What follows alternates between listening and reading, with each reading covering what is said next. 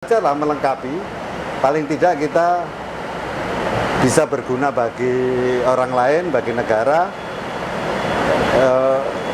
Kalau nggak berguna, syukur-syukur nggak jadi beban. Betul.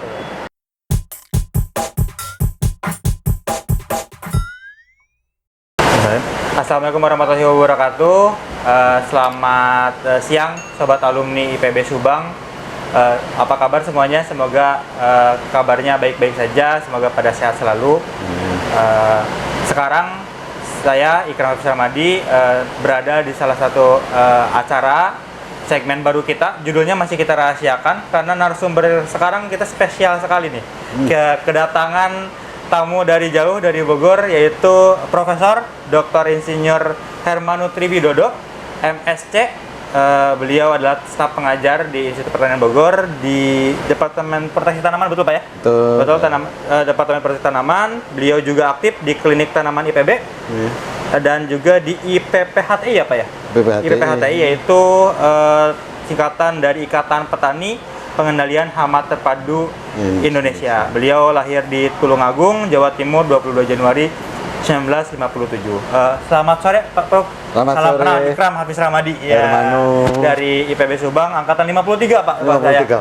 Oh, Kalau Bapak 13. oh udah 13. Berarti 40 tahun. 40 tahun.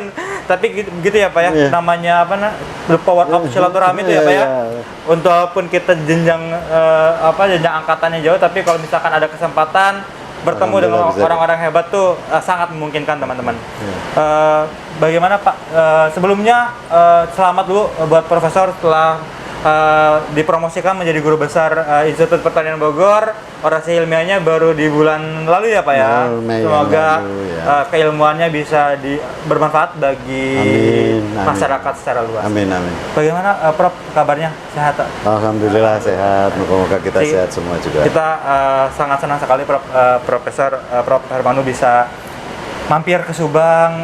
Kita bisa berbincang kurang lebihnya beberapa menit ke depan untuk bertanya banyak hal, karena beliau itu sungguh seseorang yang kita harus gali keilmuannya sangat dalam soalnya.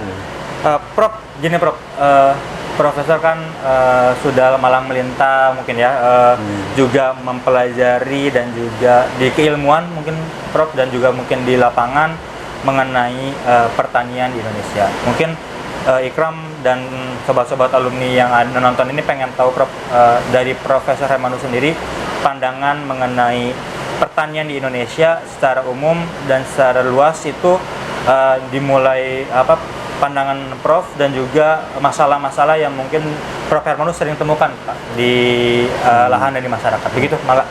Iya, kalau saya dari sekian lama berkecimpung bersama-sama, belajar bersama-sama petani.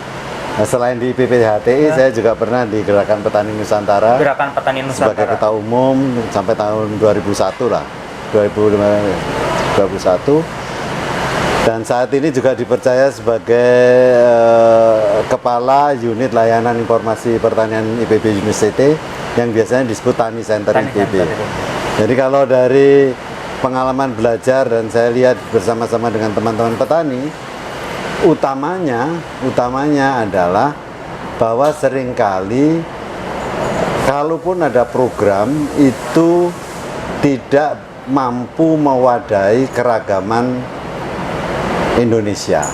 Jadi semua diseragamkan untuk seluruh Indonesia. Jadi misalnya contohnya kedaulatan pangan diterjemahkan hanya sebagai beras. Padahal kan ada sumber pangan yang lain. Lalu untuk pengembangan teknologi, misalnya dalam bentuk paket, seolah-olah semua daerah ke Indonesia itu harus digunakan paket yang sama. Padahal masing-masing kan berbeda-beda, yang unik. Jadi seringkali bukan kita tidak mampu berproduksi tinggi, tapi kita tidak bisa menonjolkan kelebihan-kelebihan daerah kita masing-masing. Jadi ada daerah yang bagus untuk jagung, ada daerah bagus untuk padi, ada daerah untuk sagu dan lain-lain. Nah, seringkali kita ada padi semua. Nah, itu salah satunya begitu. Jadi seringkali adanya penyeragaman itu seringkali mengganggu kreativitas yang ujungnya juga produktivitasnya tidak optimal. Ya, Itu yang menurut saya. Berarti kalau misalkan bisa diambil ya Prof, berarti pertanian sebenarnya unik ya Prof ya. Unik, punya keunikannya masing-masing tiap daerah dan tidak bisa diseragam, betul ya Prof ya? Betul, karena kondisi Indonesia memang tidak seragam. Betul. Seragam. Jadi makanya itu upaya-upaya untuk membuat berpikir lebih presisi dan lebih detail untuk masing-masing daerah itu harus mulai dilakukan. Jadi tidak bisa seluruh Indonesia dikatakan pupuk ureanya perlu 2 kintal per hektar untuk tanaman padi, nggak bisa begitu. Jadi untuk daerah tertentu mungkin hanya perlu 50, daerah yang lainnya 200, 250, tergantung kondisi itu. Makanya perlunya ada pertanian yang presisi ke arah sana. Ya, itu teman-teman. Tadi kata Prof Hermanu, berarti pertanian itu sangat unik karena tidak semua hal itu bisa diseragamkan ya Prof ya, karena kebutuhan masyarakatnya berbeda, pasar dari produk pertaniannya pun berbeda, jadi tidak bisa diseragamkan dan juga tidak bisa disamakan ya Prof ya, antara saran di suatu daerah dan juga saran di daerah yang lain.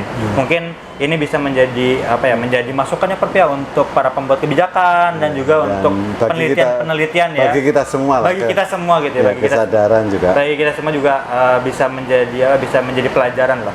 Nah, Prof tadi kan Prof Hermano udah mulai menyinggung mengenai masalah presisi ini. Kebetulan kita di Desa Kiara Sari Subang, di Desa Kiara Sari Subang di Kecamatan Compreng itu punya program yang namanya Kampung Inovasi. Wow. Nah, ada Kampung Inovasi. Kampung Inovasi itu kita itu ada kerjasama stakeholdernya tuh, kalau misalkan secara teori itu namanya Four Helix of Innovation, Prof. Jadi stakeholdernya tuh ada 4. Kalau misalkan dari akademisinya kita kerjasama dengan Institut Pertanian Bogor, governmentnya dengan pemerintah desa Kiara Sari sendiri, juga di bisnismennya ada Sari Bumi Nusantara sebagai sponsornya juga, dan juga kita komunitasnya, komunitas itu ada di Himpunan Alumni IPB Subang. Nah, kebetulan juga kita salah satunya itu program yang dibawakan itu ada 3, yaitu ada teknologi padi presisi, dan yang selanjutnya ada penguatan kelembagaan Prof untuk mendukung korporasi petani dan juga pengembangan pertanian yang presisi. Jadi kita ada data lahan yang per petak, ada juga inovasi-inovasi yang lainnya. Nah, menurut Prof Hermanu sendiri pandangannya mengenai kampung inovasi, apakah pergerakan-gerakan seperti ini tuh efektif tidak Dok Prof untuk menyelesaikan permasalahan-permasalahan yang kita tadi obrolkan sebelumnya? Iya, kalau menurut saya ini pendekatan yang tepat. Kebetulan dalam orasi saya kemarin itu kan membahas masalah riset aksi holosentrik, yang bahwa riset itu harus bermuara pada penyelesaian problem di masyarakat.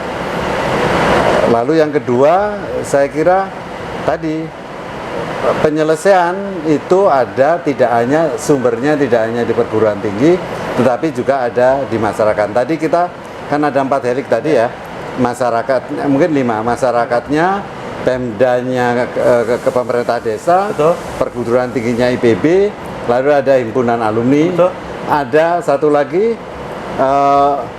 himpunan sebagai pendukung, ada satu lagi Sari Bumi Nusantara sebagai perusahaannya. Jadi dikepung permasalahan itu di desa ini. Nah, kenapa itu bagus? Karena dulu kalau umumnya orang menyelesaikan masalah di desa itu orang datang, permasalahannya dibawa ke perguruan tinggi atau dibawa ke Litbang, lalu dicarikan solusinya. Dan itu kalau solusinya ketemu, baru masuk ke penyuluh, baru ke petani. Jadi lama sekali. Tapi dengan kampung inovasi, itu artinya bukan masalahnya dibawa ke pusat kepakaran atau dibawa ke pasar atau dibawa ke komunitas, tetapi pakarnya, perguruan tingginya yang dibawa ke kampung. Betul. Jadi dan dari situ penyelesaiannya dilakukan. Dari dengan kampung inovasi, kedatangan perguruan tinggi, jadi bukan masalah dari kampung itu dibawa perguruan tinggi lalu dicarikan penyelesaiannya, tetapi perguruan tingginya dibawa ke kampung untuk menyelesaikan lah. Itu mesti bagus karena mesti presisi. Nah tentu saja nanti di Ki Arasari ini sebagai potret dari Subang, tapi tidak hanya teknologinya yang transfer, tapi pengetahuannya yang ditransfer. Karena cara memperoleh itu, caranya membuat kondisi tanahnya bagaimana, itu kan masing-masing ketahuan. Betul. Kebutuhannya tahu. Berapa produksinya, pasarnya kemana, ada Sari Bumi Nusantara, pakar-pakarnya dari mana, ada himpunan alumni dan lain-lain kan. Jadi dengan Kampung Inovasi itu memberi peluang untuk pengembangan ilmu pengetahuan dan teknologi yang melibatkan tadi 5 pihak untuk menyelesaikan masalah yang sama. Itu yang pertama. Yang kedua, ilmuwan dari perguruan tinggi itu datang ke masalah dan menyelesaikan, bukan membawa masalah untuk diselesaikan ke tempat lain. Jadi apa?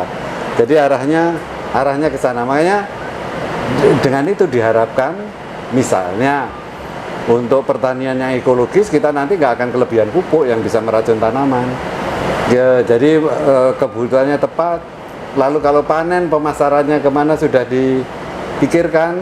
Kayak gitu-gitu. Jadi indahnya kalau tadi namanya Kampung Inovasi ke sana, itu penyelesaiannya ke sana. Saya kira gitu.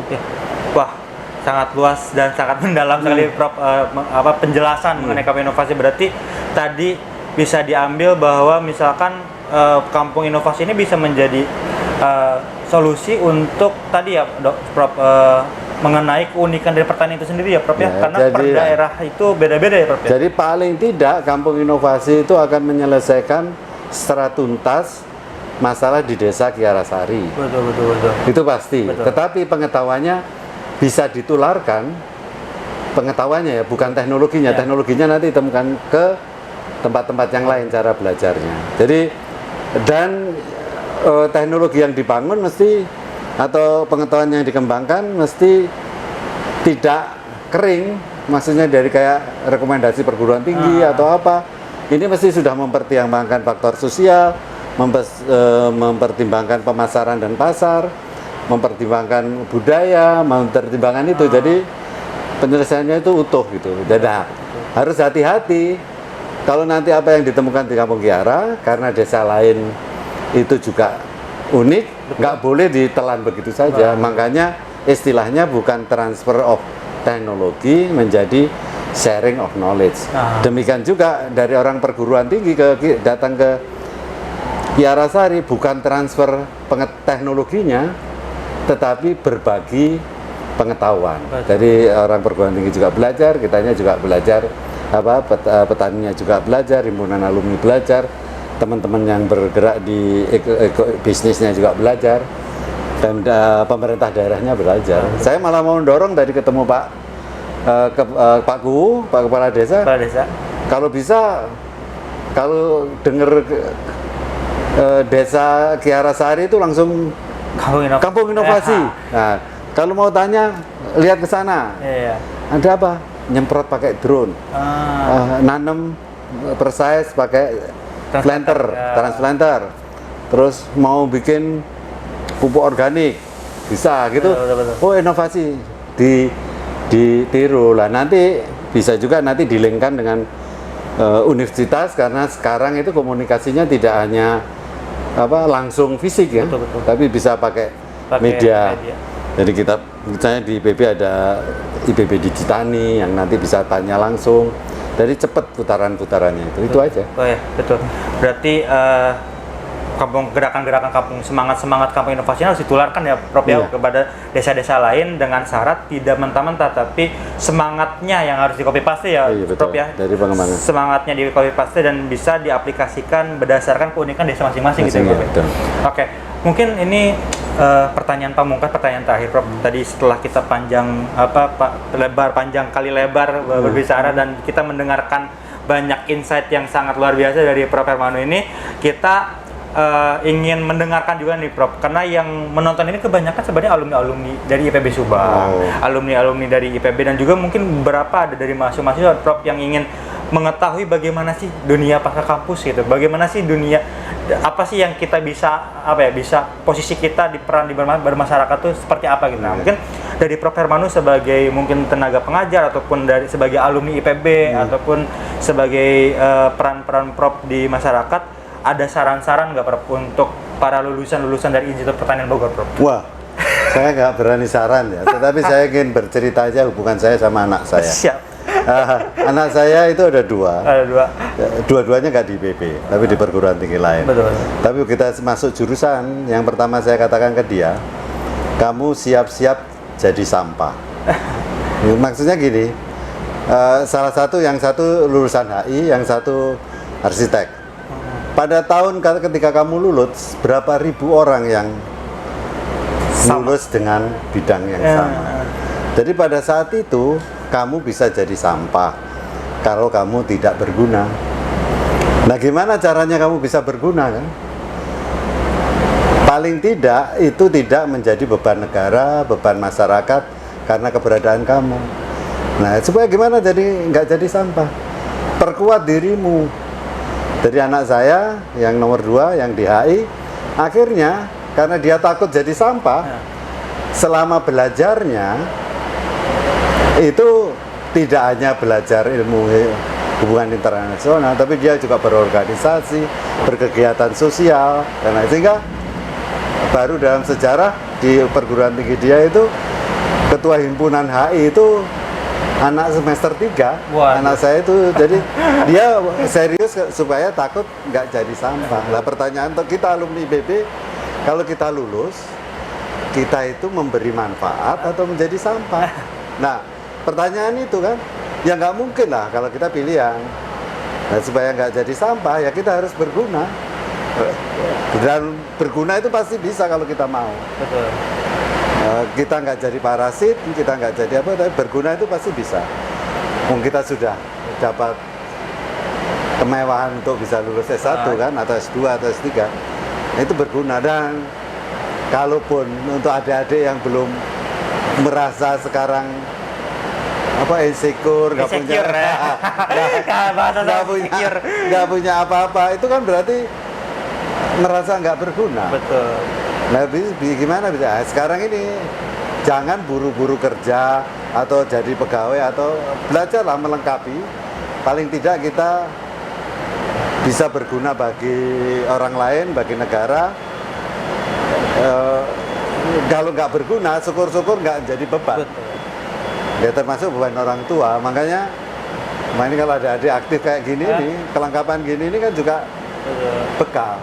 Nah, yang kedua, belajar komunikasi dengan yang senior. Itu banyak pengalamannya. Jangan sampai kita masuk pada lubang yang sama. Sering-sering diskusi dengan menyesuaikan dengan kondisi yang sekarang itu. Dan yang ketiga, saya kira saya sendiri termasuk orang yang memahami bahwa belajar di perguruan tinggi itu bukan seperti nyetak pabrik mobil gitu. Jadi kalau masuk jurusan ini jadi mobil merek ini, tipe ini, truk apa gitu, enggak. Kita itu jadi manusia. Sarana belajar kita adalah ilmu ketika kita di S1. Jadi nanti bekerjanya itu bisa di mana saja asal menjadi manusia yang tadi. Betul. Berguna dan paling tidak menjadi beban lah. Itu saja. Jadi berkarya apa saja, tapi yang penting kita berguna dan tidak menjadi beban. Siap. Itu aja. Begitu teman-teman. Jadi kalaupun tidak memberikan manfaat, yang penting tidak menjadi beban ya, Prof ya. Dan jangan lupa untuk aktif dan tetap berusaha untuk bisa menjadi berguna pada suatu hari kita, Prof ya. Betul. Mungkin itu kurang lebihnya, Prof, waktunya. Terima kasih banyak atas waktunya dan atas insight-nya. Tapi sebelum penutupan, kita punya produk, Prof, dari salah satu alumni IPB Subang. Ini namanya Lemon Aja, Prof. Lemon Aja ada extra lemon. Jadi Lemon Aja ini selain memproduksi air lemon yang langsung minum, beliau juga menciptakan konsentrat yang satu tetes tuh dicampur sama air gitu. Oh, air jadi kayak kayak sirup gitu. Betul. Ya. Jadi ini cocok banget untuk bisa diminum waktu siang-siang hari gitu. Makasih. Siap, Prof. Terima kasih banyak. Terima kasih. Semoga sehat selalu dan semoga ada waktu lagi main-main lagi ke Subak Prof. Amin, amin. Amin. Ya, sekian Ya. dari saya Ikram Afisar Madi. Mohon pamit diri, sampai jumpa di pertemuan selanjutnya. Terima kasih sudah menyaksikan. Jangan lupa like, komen, dan subscribe. Terima kasih.